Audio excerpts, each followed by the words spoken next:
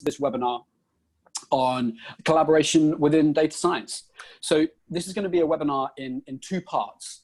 And firstly, I'm going to talk about some of the people and process aspects of setting up teams to work collaboratively in data science. And then Gergely is going to talk about technology and tools that can help make collaborative data science just the way that things work. We would definitely have some time for discussion at the end. So if you have any thoughts in the meantime, please post them into the Q&A. If we catch them, then we'll get round to them. If not, if you'd rather kind of ask when we get to the end, then we'll have plenty of time to do that. So get thinking of some questions, challenges, difficulties that you've had around collaboration within data science, and we'll have some time to go over those before we close. Firstly, a few intros. My name is Josh. I'm a principal at faculty. So before I came to faculty, I was the director of data science for Red Bull. Then I hung up my wings in September last year. And now as a principal, my role is to work with our clients on scoping and delivering data science projects. I'm joined by Gergely, who's a machine learning engineer. So Gergely's focus is on designing and developing machine learning systems. He's going to introduce himself a bit later on when we get to the section on tooling. So some brief context about faculty. So we are an artificial intelligence company, and we focus on applying AI and making AI real. And so what that means for us is enhancing products, improving services, and saving lives, taking AI out of the lab and really putting it to work in organizations. And we do that in three main ways. We help organizations define and implement AI strategies. We support with AI skills roadmaps through training and hiring. And we develop and deploy AI and machine learning software. We've worked with hundreds of clients. Here's some of the amazing organizations that we've worked with. And we've done this across dozens of sectors all over the world. Last year, we were recognized as the 22nd fastest growing tech company in the UK in the Sunday Times Tech Track. And we're really proud of some of the work and some of the projects that we've done. Here's a very small selection. We've deployed real-time trading algorithms for very large financial services companies. We've worked with the UK government on how to use AI to detect and prevent harmful terrorist propaganda being uploaded onto social media sites. We've worked with radiation and radiology services to help them see breast cancer patients more quickly. And something that's personally close to my heart, we've worked with retailers on helping to deploy causal approaches for marketing that have saved millions of dollars in marketing efficiencies. This is a very small subset of some of the things that we've done, so please have a look at our website if you'd like to learn a bit more. Let's talk about collaboration in data science. And I think the first thing to say is that I think everyone probably agrees that this is important. I haven't met anyone that said that data scientists should not collaborate.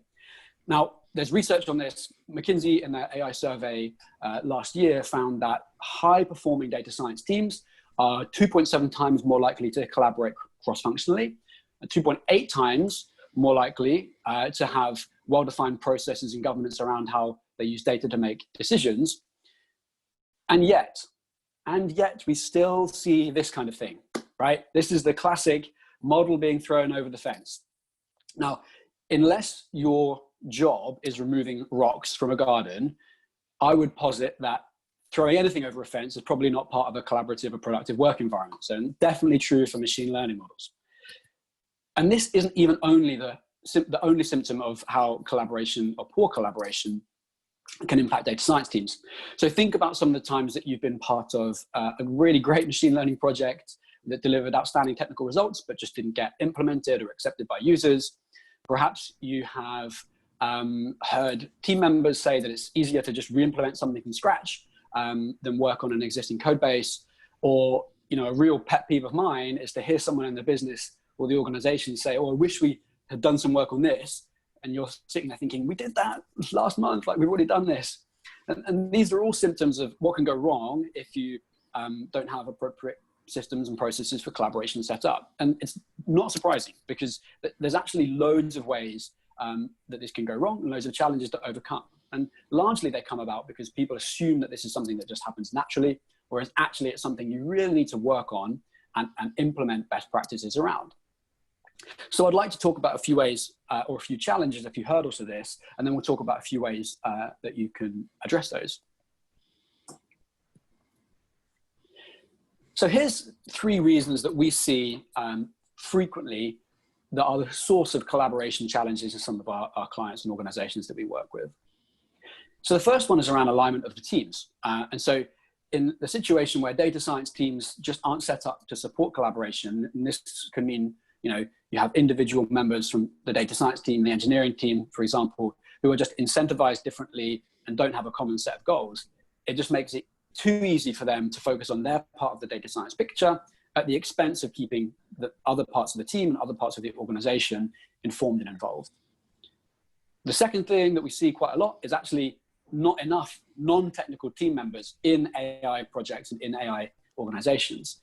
And the problem here is that the prioritization of the technical team is focused on technical work. And again, the collaboration part of the project falls by the wayside. And finally, we see challenges that arise from a collaboration as an overhead. So when you're working, as a lot of data science teams are, with a number of different tools and technical environments, managing collaboration actively on top of that becomes an overhead that, again, doesn't get prioritized and then doesn't get done effectively. So how can we address some of these challenges? What are some of the things that we can do to put in place to make sure that that this is done better? Well, the first thing I want you to think about, and possibly the most important, is to really think cross-functionally and really think about joint responsibility when it comes to how you set up your AI organization and your projects. And this means stop thinking of your AI organization as just a set of roles who have distinct responsibilities, and instead think about them as cross-functional teams who have shared responsibility. So here's an example, right? Kind of very high level representation of the data science process. You get some requirements, you get some data, you build some models, you deploy the models, and then hopefully you get some value. Now, if you set your team up like the one above, what you'll see is there's those fences, right? Those handovers where everyone's owning their part of the process, but they're just throwing like requirements or data source, prepared data or models over the fence to the next person in the process. And that's where you get all of those pain points where, for example, data scientists get frustrated that their carefully planned models are cut up or rearranged or thrown out entirely. Data engineers are frustrated that they're given models that aren't suitable for the production environment. And everyone's spending extra time and effort here because they're not collaborating on rebuilding and reworking and trying to come up with solutions that mitigate this poorly designed process. Instead, a better way to set this up is something like the bottom, right? Where you have a team that is cross-functional, that is incentivized really to the final outcome, which is value is being delivered to the organization, to the end users. So in this model, which is how we work at faculty, everyone works hand in hand. So everyone is involved in the project from the outset. That gathering requirement stage is kind of attended by the whole team jointly, who agree jointly what success looks like, what the requirements look like. Technical decisions are made with non-technical people hand in hand, and vice versa. And obviously everyone in this bottom picture here has their own pieces of the process that they own, but importantly, none of them are going to feel done. None of them are going to celebrate success until that model is out in the real world, bringing in value for the organization. The result of working like this is better cohesion. The team feels more like a team, less time spent arguing over outcomes and different pieces in the process, less work that needs to get reproduced from one step to another, and overall just better solutions. The second thing that I think is really important, and we do see this a lot, is actually not enough non-technical representation on data science projects. And so the reason this happens, I think, is that data science leaders think of themselves as technical people and are by and large technical people. And so a natural assumption is that the way to increase the output of my team is to add more technical people. But actually what happens here is that technical people, when they're set up to build a solution or a machine learning product, focus on the technical work at the expense of the kind of all the non-technical collaborative aspects of the project that need to happen to bring that machine learning product to life and put it into production. Now, this is not just like hearsay. I was speaking to a company at the beginning of this year who basically were in a situation where they had 20 data scientists and one project manager and were struggling to understand why they weren't getting much done. And it seems counterintuitive that the answer for how you can make your data science team more productive is to add fewer data scientists, but there actually is a lot of value in thinking about the non-technical skills that you need on your team. Now, non-technical here is kind of a relative term, right? Because these are people who need to have a good understanding of the data science process and they need to know how machine learning works, but they're not coding, they're not developing models. Their role is to act as the collaborative glue between the different parts of the technical team and between the team and the organization that they're working within. So you'll sometimes hear this role called an analytics translator. You sometimes hear it called something like a decision scientist, but these are really critical roles, whatever you call them, to staff on your projects and in your teams. The benefits of having these kind of people in your team are, you know, basically a happier technical team because they can focus on the things that they are best at and where they can prioritize their time, and happier clients or happier stakeholders because they see that their needs are represented in the solution and they're kept up to date throughout the progress of development. The final thing I'd like to talk about is around tooling. And I think one of the things that can be easy to do as a data science team is to put together a set of tools that ultimately do the individual tasks that your team need as a data science organization, but actually make overall collaboration and visibility more difficult. And why is that? It's because you've got, you know, individually siloed tools that don't provide end-to-end visibility of the different parts in the data science process. So a really great tool for data science or great tools for data science are not just about whether you can access a load of libraries. They should really help your teams fall into the pit of success. That means making collaboration the easiest thing to do, the natural thing to do. And it's now that I'd like to hand over to Gerge to talk a little bit about how we built Faculty Platform exactly for that reason, to make collaborative data science a core part of the platform and a core part of the way that our teams and our clients work. Thanks, Josh. Let me just share my screen. Yes.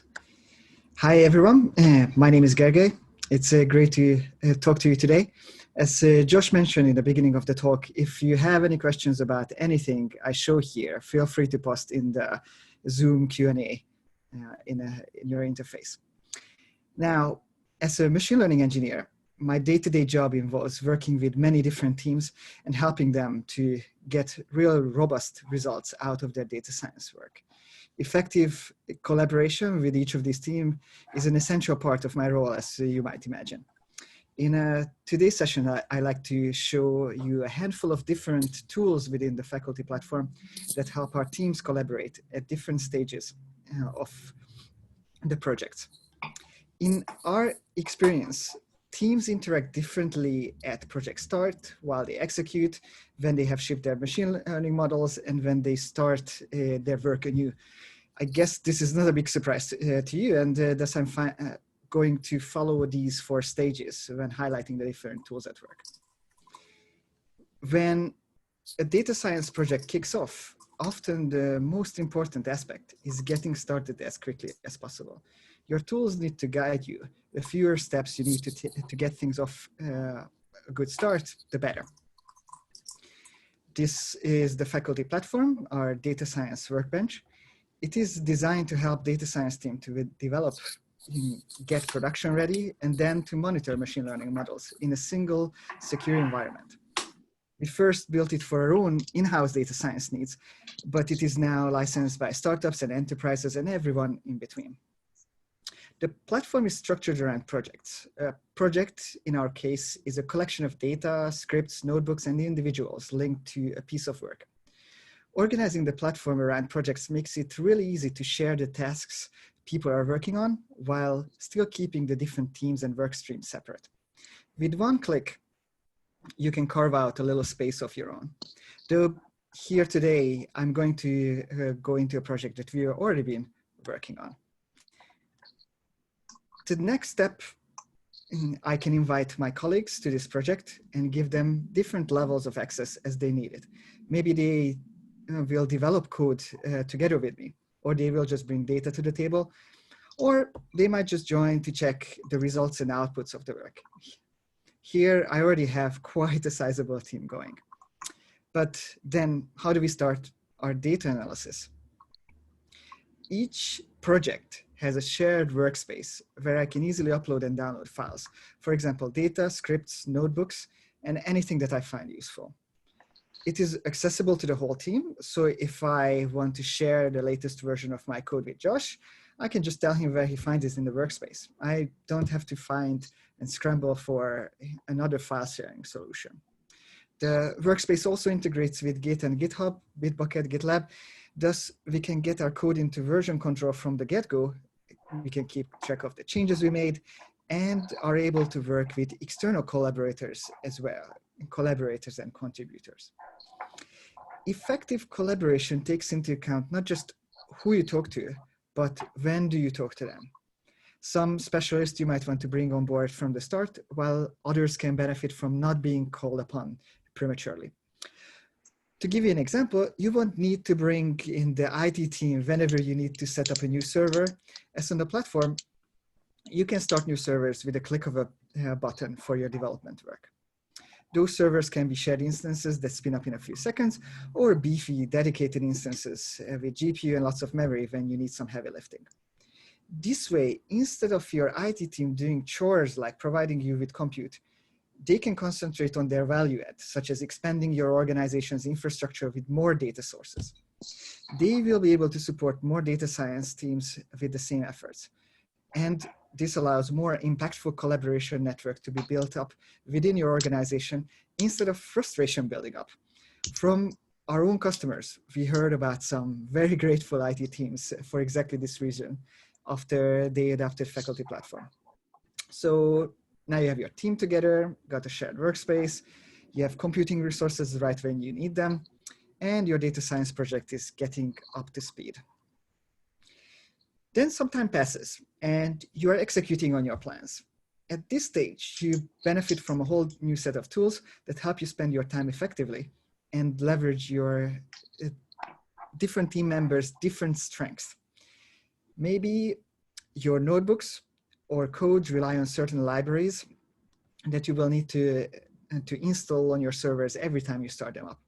Or you have some more complex setups, such as cloning Git repositories or setting up databases. How do I pass on such information to my team so others can run the steps correctly? Shell scripts in emails or write-ups in wikis. To make things very easy, the platform provides environments. Whoever on your team is the most knowledgeable about the setup of your code, maybe an engineering-minded data scientist or a data engineer, they can just go and add operating system packages, Python packages, startup scripts as your code needs it. And then whenever you start a new server, the rest of your team can add this environment to the server when it started. You won't have to worry about keeping track of the different steps. Such a division of labor leverages your team's strengths and creates a more robust project foundation. Now, let's say you've created a model that you believe is on the right track. Likely, you will have to start tuning the model to get the best performance out of it. You maybe have a paper notebook and jot down the parameters you tried and the results you got. Or going more digital, as we are, you might be putting your results in Excel sheets. This, however, will be a barrier to sharing results with your team, as you have to keep track of many different pieces of information at different locations and also keep them all synchronized. This is bound to get out of hand very quickly. So instead, with a few lines of code, you can log all your model parameters, metrics, and artifacts into experiments. You can even add your own tags and description for extra context. This is then visible to all other team members. Afterwards, whenever you run a set of experiments, they can see the results and they can try to distill their own insights. Your whole team is then in the know and can effectively communicate about the results and react to your findings with much less overhead for communication. Soon enough, you might not want to run these experiments by hand, but would rather have them automated as well. jobs are here to support you in this part of the puzzle. Either you or one of your colleagues might package up the modeling code as a script. Then someone sets up a job with all the relevant information on how to run that job, including default parameters, the environments, and computing needs. Now, anyone on the team can run the job to repeat the given task while varying the parameters without needing to know anything else. In this setup, a complex set of instructions were communicated exactly as they are needed, and they live right there where they are used. This will give you confidence that they will stay up to date, and regardless of who on your team has the relevant skills to maintain this piece, everyone benefits. Thus, in the execution steps, we see that the most important tools for collaboration are those that help your team to put their time to best use and leverage a single person's work across the whole team. So fast forward again, and after all this hard work that you put into it, you found the Sterling model. Now, others would like to take this model and start using it. How to get it to them with the least amount of effort? First, you can register a model into the model registry, which is a signal that this model has been vetted and found suitable. To do this, just find it in experiments, exactly where you were looking previously to evaluate how your research is going, and pick your model. Then I can just pass a code snippet to my teammates. They can start referencing this model in their code. Let that be other data scientists building on my work, or maybe the data engineer or MLOps team who wants to package it up for client use. They know how to use the exact same model that I've developed with clear lines of communications. It is also possible that you don't want to wait till someone else packages up your model, but still want others to take advantage of it, even when you're not around to help them. On the platform, you can wrap your model up in a small web server, such as a Flask in Python or R, or in any other way that fits you. And in a few clicks, create an application programming interface API, or an app that other people or their notebooks, their scripts, their services can talk to. This way you can enable your team members with very little effort and no extra IT support to do practical machine learning.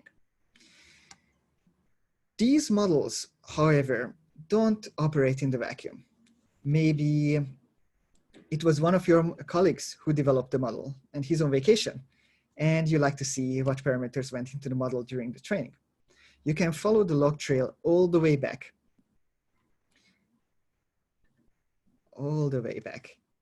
And the logs help you, help your team to stay on the same page about the way your models were developed, regardless of how long ago that happened. So as we've seen in shipping step, the collaboration is supported by having the right interface between the different teams and the right kind of information kept to provide support for your models that you made. Finally, every project also comes to an end, and likely a new one kicks off. Often we find that while machine learning models developed are very important, in the long run, the knowledge gained in the process is even more important. How to make the most of those lessons? We'd recommend that during your project review, identify software components that might be reusable across your organization. These reusable components can be software packages that you develop further and publish versions with version control to your internal Git repository or GitHub, PyPy, Siren, Artifactory. Or these might be environments that you've created that are particularly useful to easily install libraries that you made or any other tricky software tools. These environments then can be published into a platform-wide knowledge center.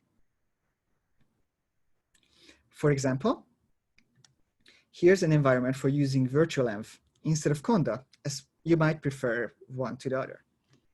Or another environment here helps me to develop desktop applications on the platform. It all depends on what you yourself find useful. Your team members, in turn, can add these environments to their own projects, and they can also send improvements to the original entry based on their experience to grow your repository of knowledge over time. Taking this even further, you can develop entire templates that set up not just environments, but other items that we know to be very useful during project work. Jobs, APIs, apps, and their corresponding code. Here's, for example, a template that helps me set up an API in my brand new project with just a couple of clicks. Or this other template helps me kick off a Python library, complete with scaffolding code and the environments to use it right away. This saves me quite a lot of headache trying to figure out how to best to do it every single time.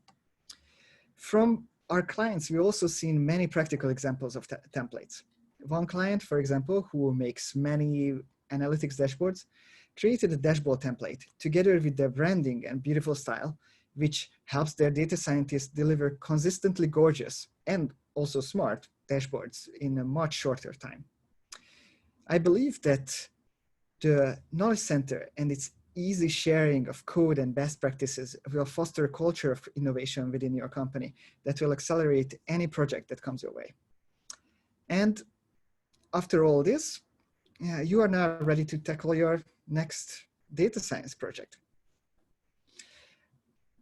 Well, in today's quick tour, I hope I managed to show you how to improve your teamwork with the tools at your disposal in Faculty Platform and at all the stages of your data science project.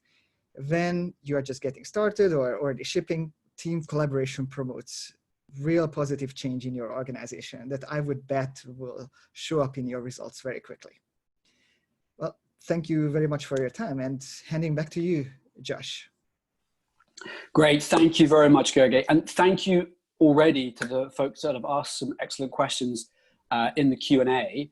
One question which I thought was great that I actually wanted to kind of answer out loud was from Ava, which is, thanks for the interesting talk. What would you change if you wanted to apply the principles around collaborative working as an integrated data science team rather than a data science consultancy?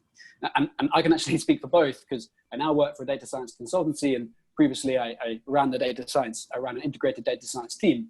And I think basically the answer is I wouldn't actually change any of them. I think all of the principles around cross-functional teams and non-technical representation on projects and using tools that empower you to work collaboratively apply whether you're working in a consulting environment or in an integrated data science environment. We have loads of great questions popping up, so let's take some of these just in order. So Gergely, a really good question here from Luca around data integration and lineage capabilities. Yes, so our philosophy in this building the data science platform here is to enable you to really connect to any kind of data sources that you have. So we're pulling in open source code that makes it easy to connect with the standard toolkit, but give you also flexibility to make your own connectors. We have a couple of basic ones that we show and share how with a couple of clicks you can talk to, for example, Google Cloud Storage, but this is just the tip of the iceberg. We seen with our customers working a big bunch of different integrations that are very helpful, and it's the basic pieces are all there and helps you to integrate very easily, and then with the environments and the Knowledge Center, you can make it available for the rest of your team. And the lineage part, I think if you can elaborate that one a little bit, that would be helpful. Cool. So we might come back to that one on lineage. Yeah. Some other questions here. So does the platform require any commercial platform at the back end, AWS or Azure? Yes, at the moment, the platform is deployed into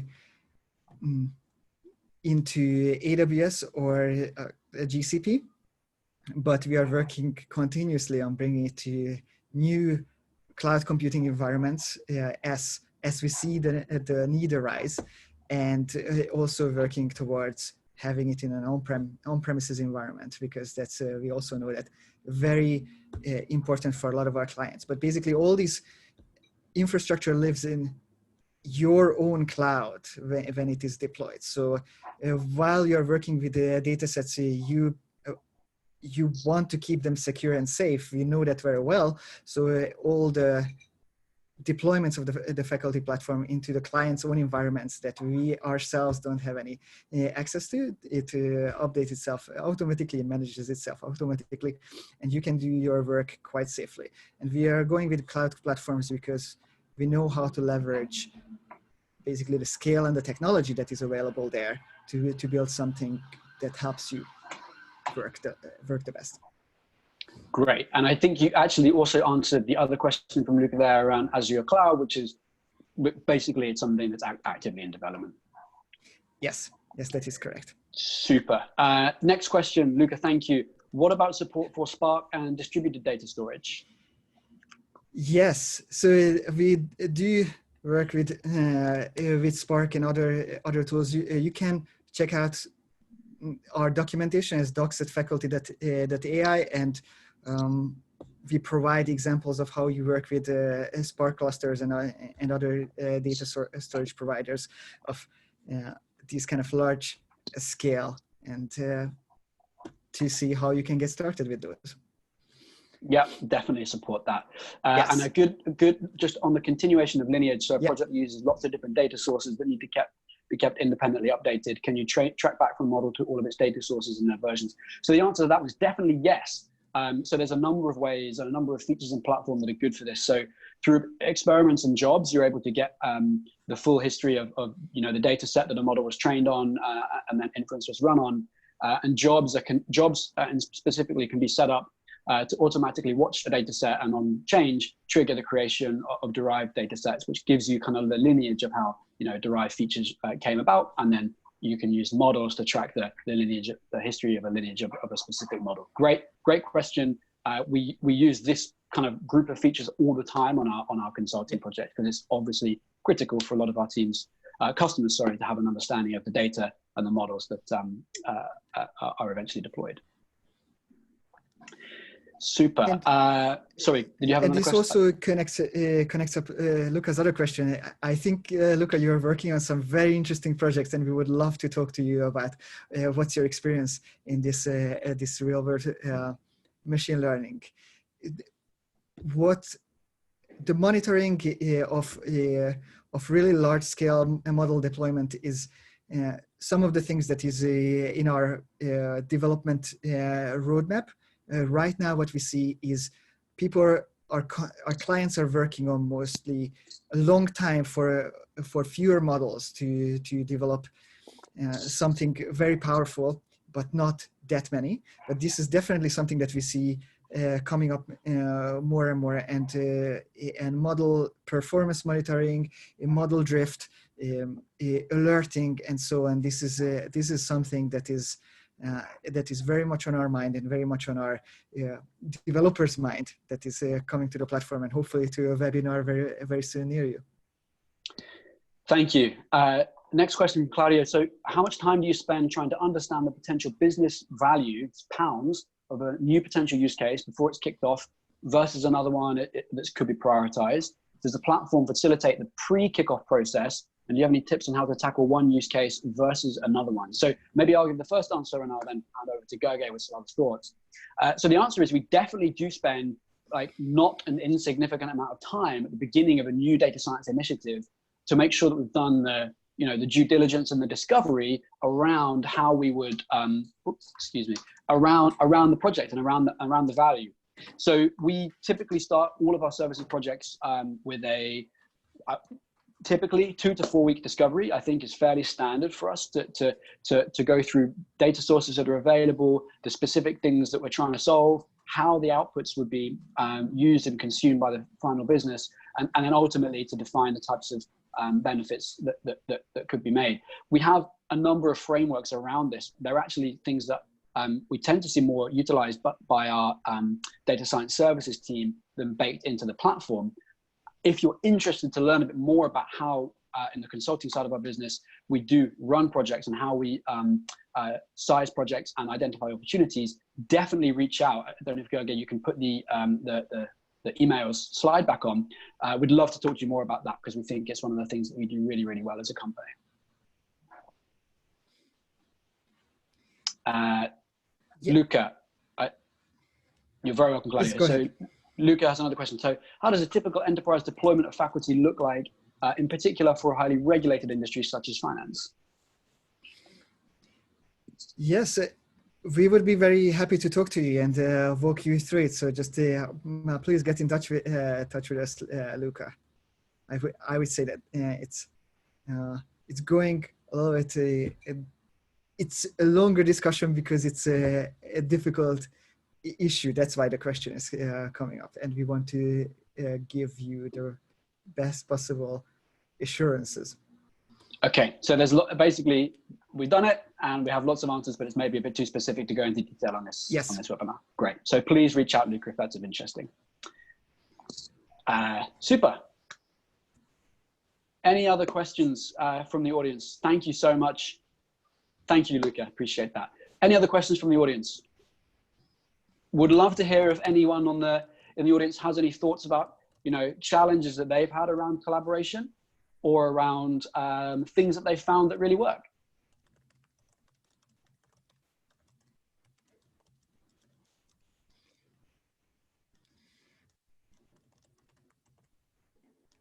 Okay, then I guess it looks like back to the tomatoes for Gerge, back to the sourdough for me.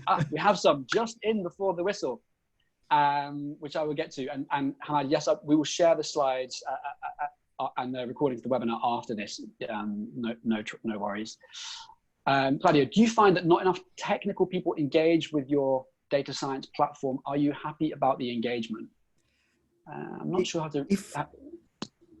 So far, my experience is actually the opposite. A lot of technical people, I've talked to a lot of different technical people in my course of work when we are talking with different clients and potential clients about the data science platform. And we find it that we are speaking very much the same language. Quite often, the platform is exactly filling the right spot, what they were looking for. And instead of replacing quite often internal tooling that they already have, the platform fills in the gaps that they know they have to enable them to work much better. And these are the things that a lot of the technical people get quite excited about. So even if you are getting started on a early stage data scientist, you can use the platform as doing a lot more data science work very quickly. While on the technical side, if you are an advanced technical person, it helps you to do much more than you thought you can do. And we support a much bigger team, a much bigger data science team, for example, with the same amount of work. So in our experience, the technical people just love discussing these, and there's a lot of knowledge exchange going on.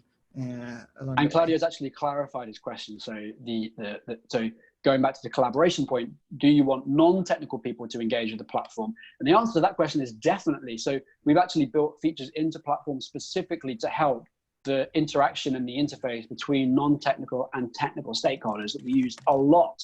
So Gerge showed some of the features we have in Knowledge Center. Those are useful when you're trying to share knowledge and outputs from data science work. I don't think we talked in detail about some of the ways that we can serve reports and dashboards and APIs as the outputs of the data science process. They can all be hosted directly from and immediately from data science work that is done in the platform. So actually that provides a really great mechanism to go straight from an idea through to some research and analysis through to a productionized interface that a non-technical person can use. And the final way that I think is really exciting and really useful is through features that we have around provision of data. So we have a set of functionality called data providers, and that allows non-technical people to quickly update and upload data sets into the platform, which again has been really valuable for us and for the clients that we work with, who often find that, you know, it's a really annoying part of the process is emailing flat files around and having to access things in shared drive. Instead, we make the process of doing that much more seamless and much more streamlined through the platform itself. Okay, we have a question on integration. Did you have that? Did you open that one? Yes, I think I just answered it. The question was integration with Atlassian and Jira, and we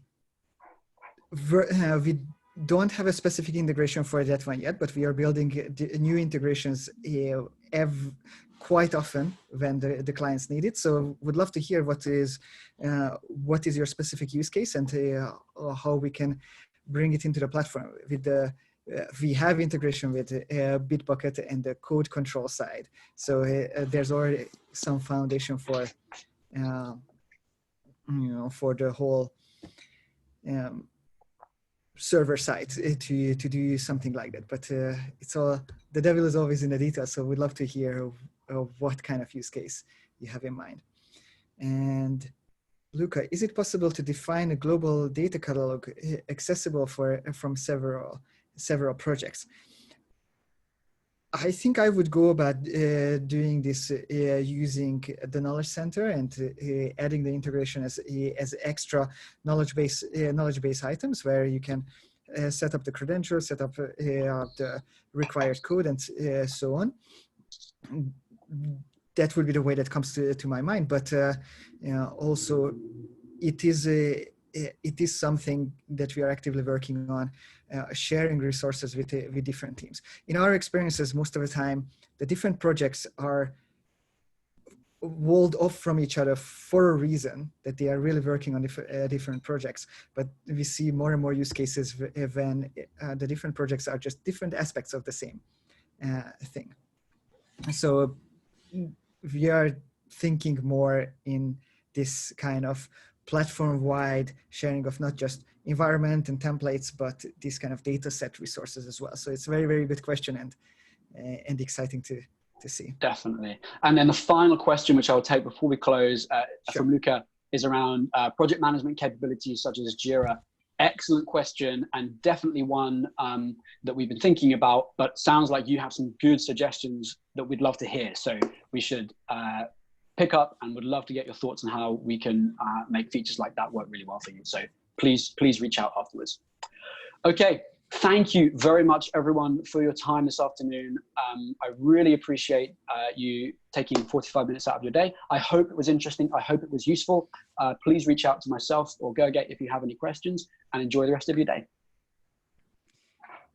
Cheers.